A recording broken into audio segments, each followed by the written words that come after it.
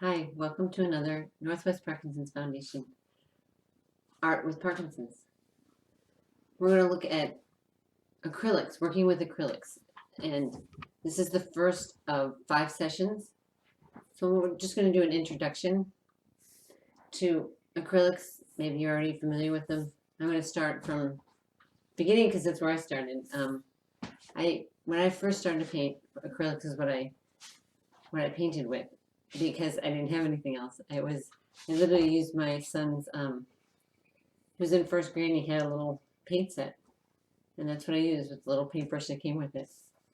So they're inexpensive if you want to go that route. If you want to get the actual, from the art store, that's fine too.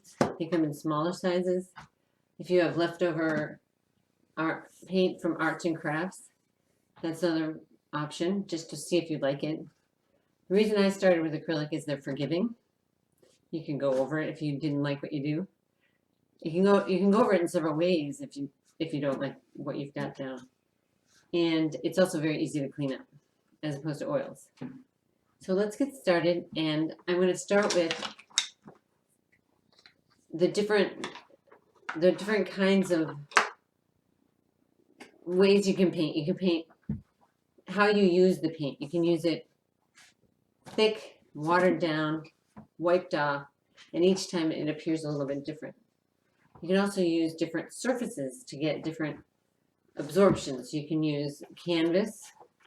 You can get as small and cute as these little guys. I like to do. They come in sets of like 5 or 10. They're sort of interesting to do. You can do like a set of 4 different things, or you can sort of put them together and have them like a piece that comes together.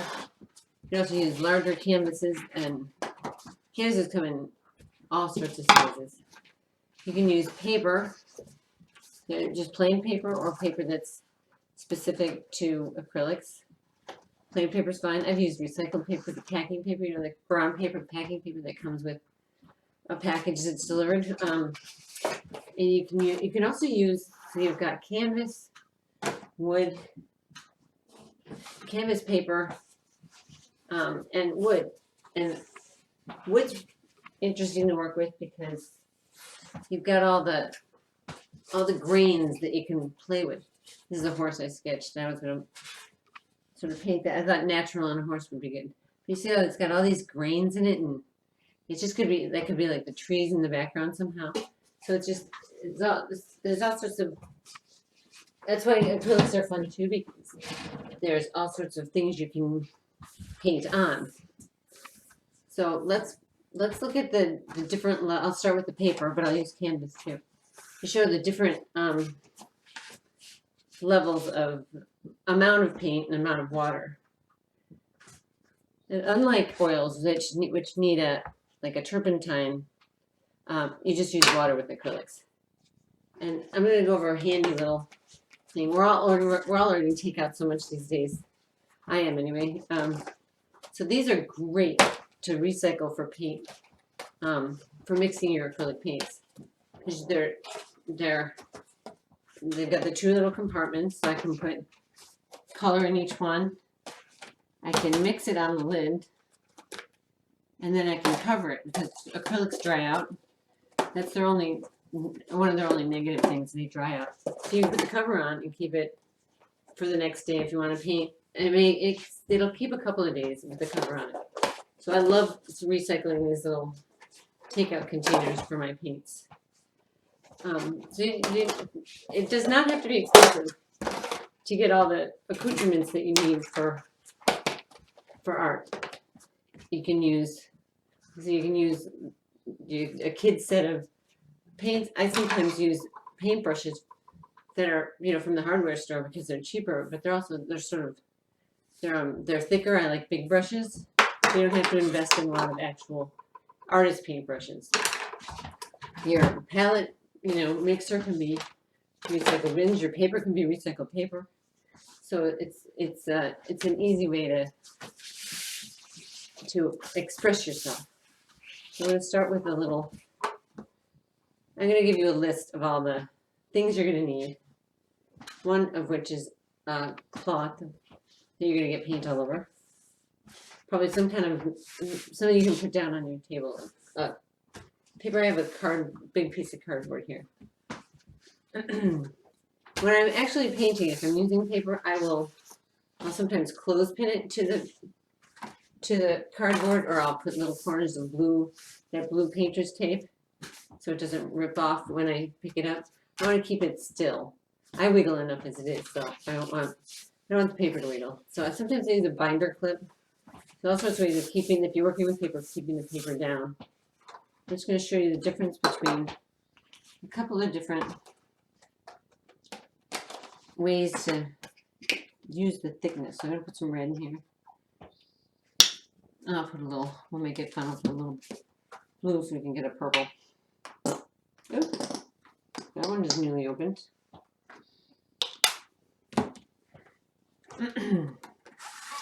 So I'm going to start with just a little bit of paint and just a little bit of water and thick on the paint. So we're going to put that in there. Yeah, mix a little, there's my blue. Mix a little red with that. Makes a nice dark, deep purple. Look at how rich that is.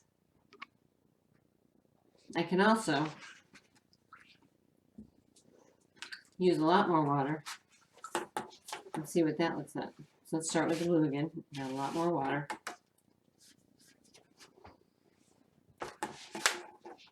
I can even take a bigger brush and swipe some of that away.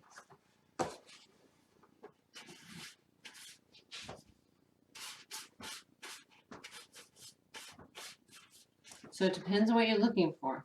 This is the same paint. That's just on thicker. This is watered down and wiped away. So it depends on what you're looking for. You're looking for sky. You're looking for, darkness. You can also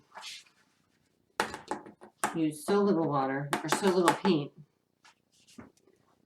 by having paper towel or another cloth, and you can put the paint down and then wipe it away. You can even dip the paper towel in a little water and wipe it more.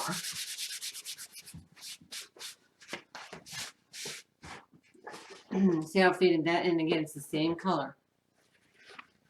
So if you want it to look more like a watercolor, but have the ease of acrylic, you may want it to look more like oils.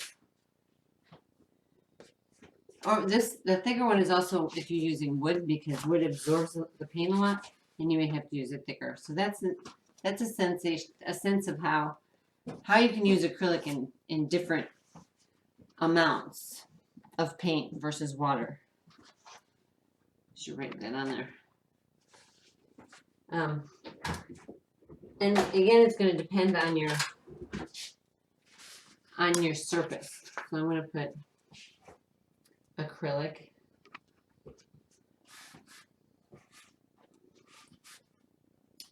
I'll put regular for the first one. That's typically how it's used. I'll put like watercolor here.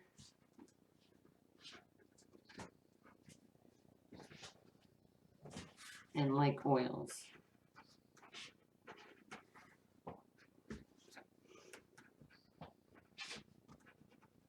Like oils. So this is what we've got.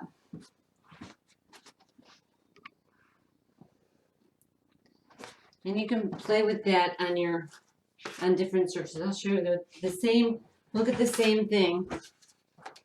I'll set this over here and look at that same thing on canvas.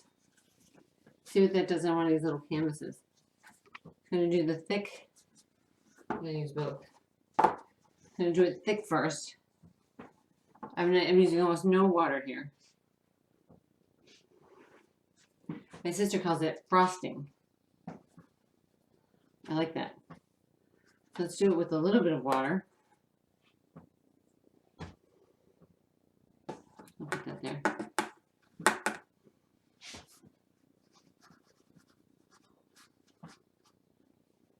And then I'm going to do it with a lot of water and wipe it off.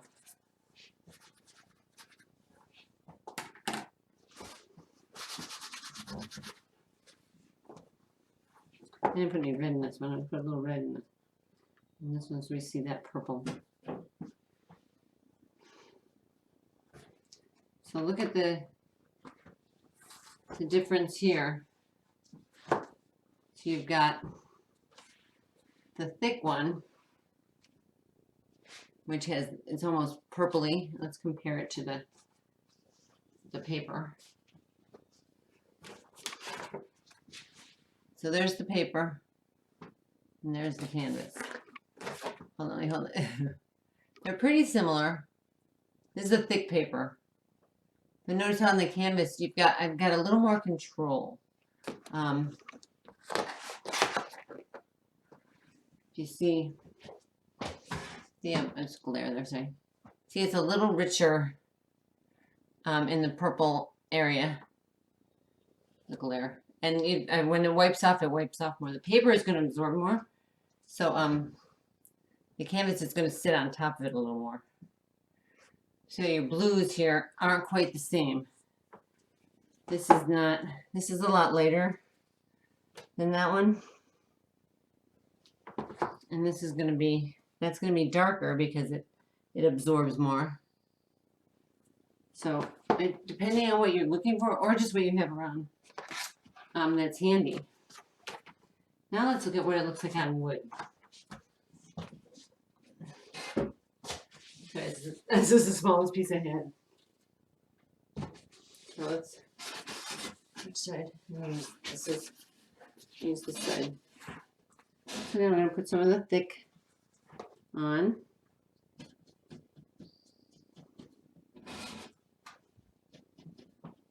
Do a little red in there. Get that purple. Now I'm going to use a little less thickness, a little more water. Sort of like what I was calling regular acrylic. I'll do that one there.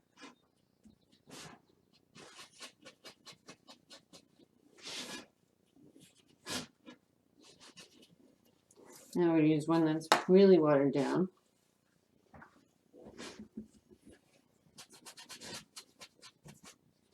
Look at how this color's changed.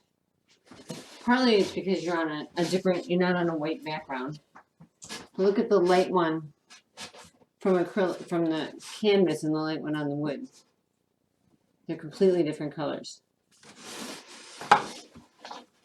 Look at the dark one. Different color. And the paper. Totally different color. So again, you can go for the color. The color of this would be nice if you had, natural like sand or some skin tones. So that's you want to think about what you're using to paint on. How the paint will absorb and how it will sit on top.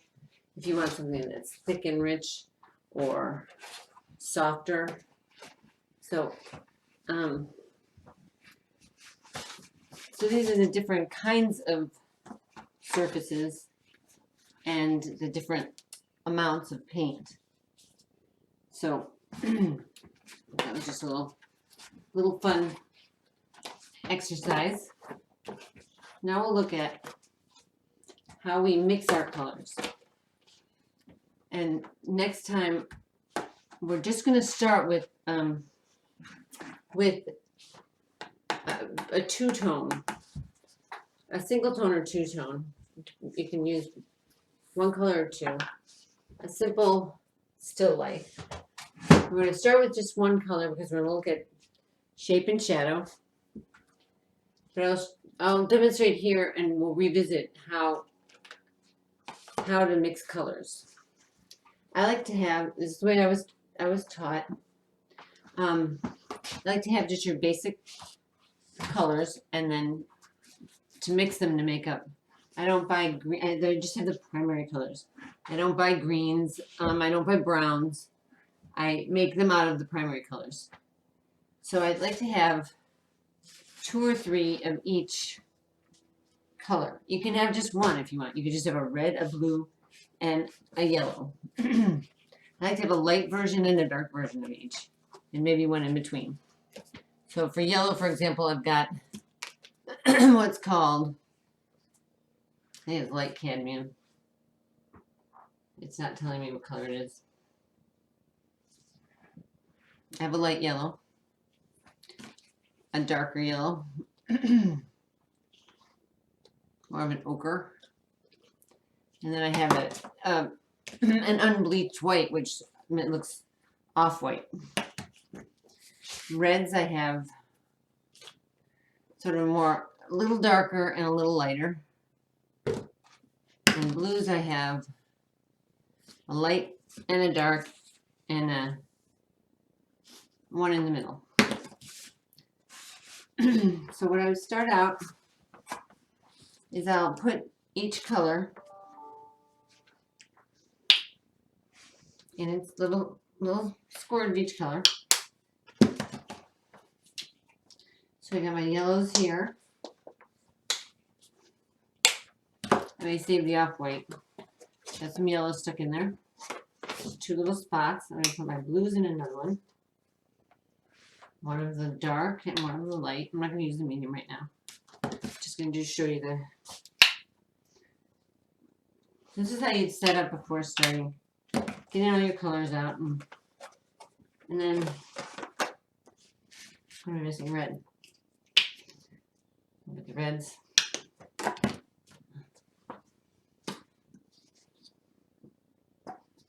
And then I'm going to put a separate one for the white.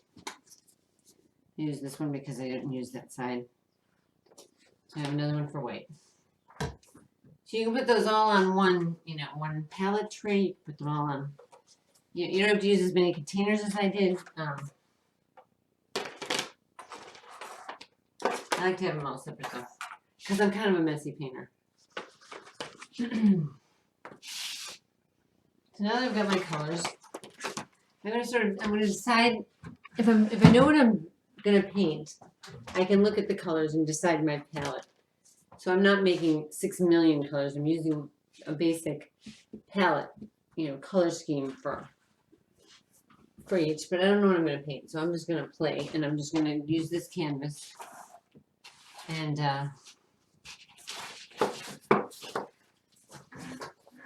maybe I'll, oh, there's a pear. We'll do that. Okay, pears are always willing to be painted. This is a candle, but we'll pretend it's a real pear. So I'm going to put this.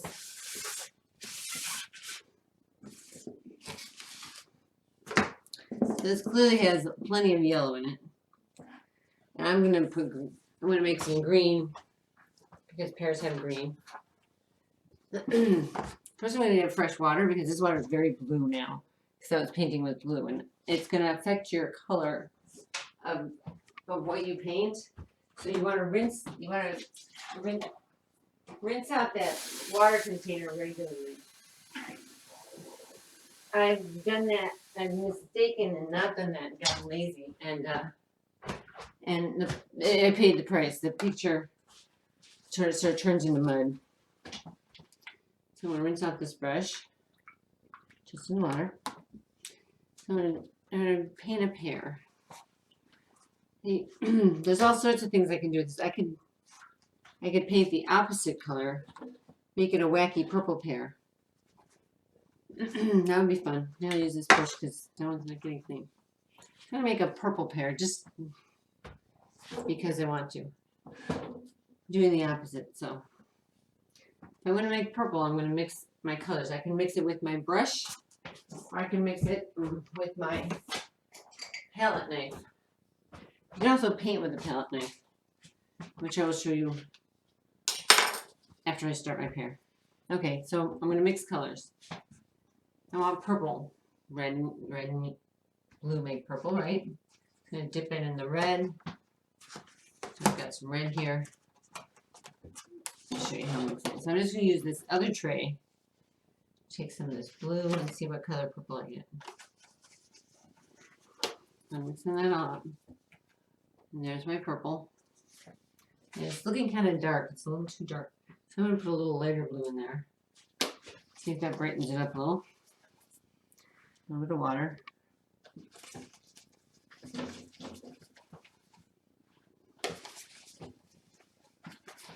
Yeah, it's a little bit better purple.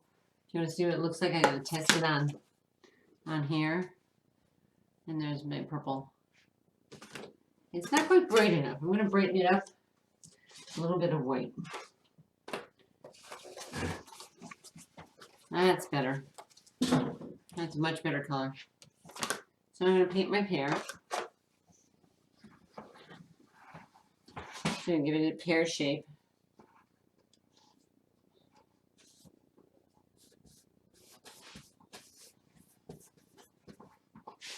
There we go. There's Mr. Pear. Purple pear.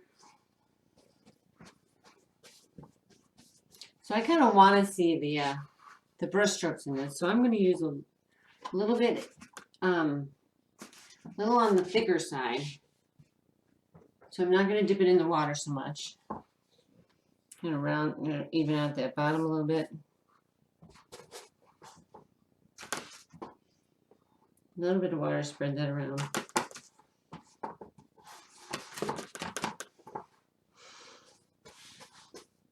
There, that's better. There's my base of my pear. Get them up there. The acrylics also dry very fast. There we go. It needs a little of finishing up in the back there. So let's give it a little back. There we go. Now the pear's almost closed up. One more.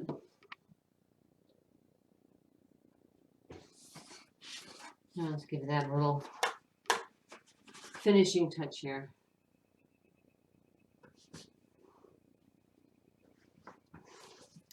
So there's no light or shadow on this. So let's give it some highlights. And so if I want the highlight to go, to sit on top, then I'm going to want that to be pretty thick. So I'm not going to water it down at all. I'm going to add a little yellow to my white. And I'm going to wipe it off of my cardboard because I have too much on there. Let's give it a little highlight. Let's say the sun's coming from this way, so we'll put a little highlight there. I'll put another little highlight down here. So he's got a couple highlights on him. That's where the sun's coming. A little more here. And if it's coming there, then it's going to come on the stem too, so I want to give a little bit on that stem.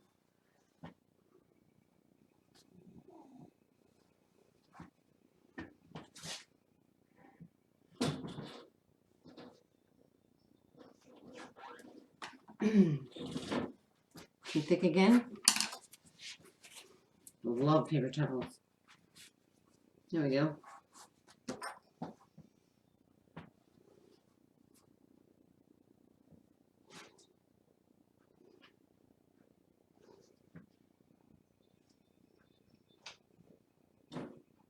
And there's our stem. There's our pear. We'll put a little more color in here. So we have a little more highlight here. My brush was too wet, so I'm wiping some of that off. And I want to get a little shadow in here. Looks like an eggplant. Well, let's put a little shadow in here. I'm going to gray up the purple a little bit. So to gray it up, I'm going to add a little darker blue.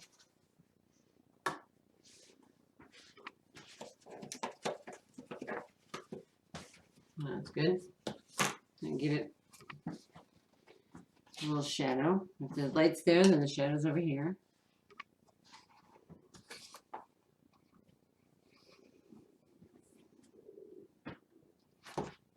I'm just going to put a little bottom on it.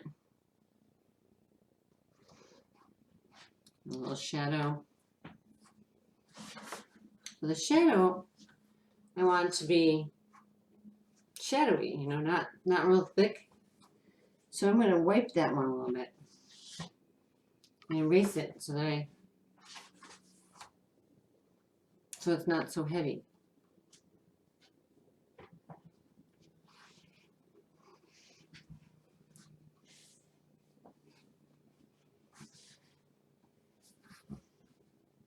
Well, there's my shadow. I'll take another paper towel and wipe that a little bit. Oops.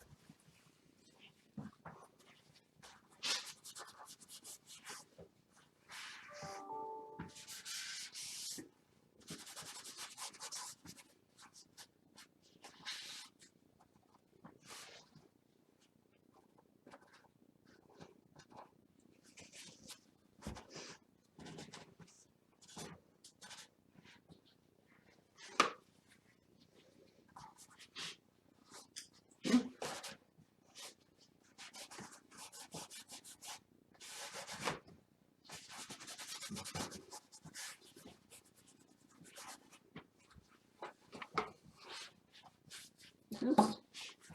Okay, I'm just taking too long here, sorry. I'm going to do this. Take that purple out of there. There we go. And there's the shadow. It still needs a little bit of character. You see how I wiped the shadow so that it wouldn't be as thick as the, so you know that's a shadow. It's going to soften it a little more because I still think it's too dark.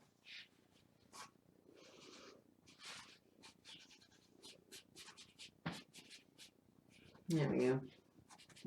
That's better.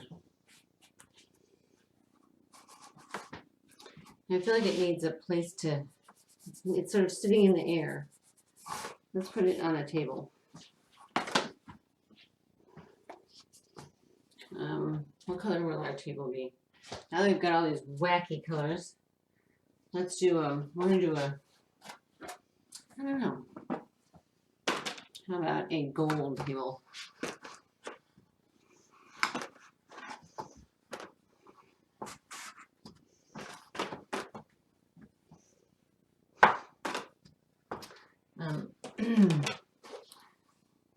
I'm gonna use my palette knife for that. I'm gonna get this gold here. I'm gonna spread it on. I want that table to sort of look like a tablecloth. So I'm just gonna spread it across and sort of scrape it off. And see how that's making a sort of a pattern. So there's our table that it's sitting on.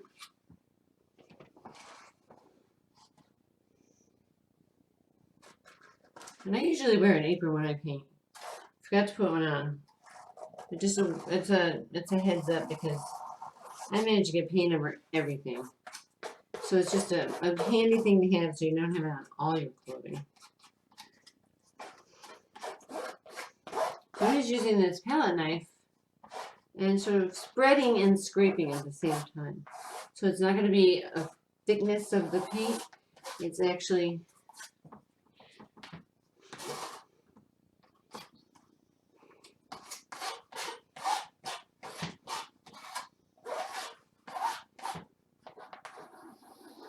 and there we have a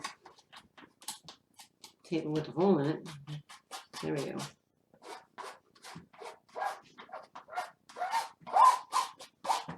And there's the table. We have a purple pear and a gold table. Looks like an eggplant. You could use a little more color, but this is, it's just a rough. I was just playing with. I wasn't really creating anything. I was playing with the thickness of the paint. So the ways you can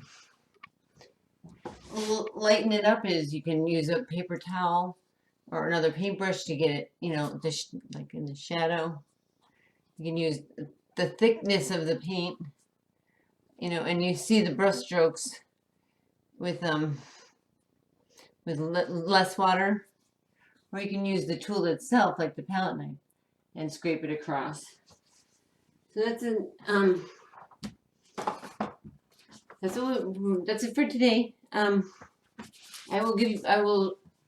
This will end with a list of everything we'll need for the next 4 classes, and I hope that you enjoy it. I will set up a still life, but for next time, if you want your own still life, that's fine. I'm probably going to do something with a piece of fruit and whatever I have on hand, and we'll do that next time. Thanks for joining.